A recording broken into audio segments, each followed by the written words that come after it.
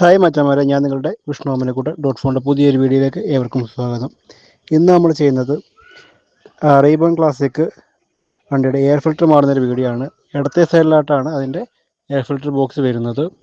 അപ്പോൾ അതിൽ വരുന്നത് സ്റ്റാറിൻ്റെ സ്ക്രൂകളാണ്. 3 സ്ക്രൂ വരുന്നുണ്ട്.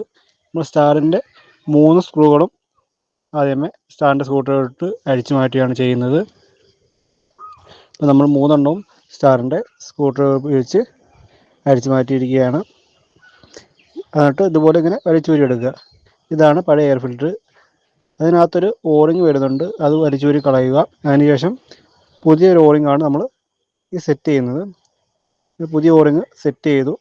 എന്നിട്ട് എയർ ഫിൽറ്റർ ബോക്സും ഫുള്ള് നല്ലൊരു കോട്ടൺ വേസ്റ്റ് ഉപയോഗിച്ച് അതിലെ പൊടികൾ മൊത്തം തുടച്ച് മാറ്റി. ഇതാണ് നമ്മുടെ പുതിയ എയർ ഫിൽറ്റർ വരുന്നത്.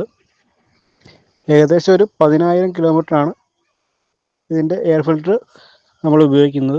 ഒരു 5,000 കിലോമീറ്ററൊക്കെ ആകുമ്പോഴത്തേക്കും ഇതിൻ്റെ എയർ ഫിൽറ്റർ നമ്മൾ ഇളക്കി എയർ അടിച്ച് ക്ലീൻ ചെയ്യാറുണ്ട്.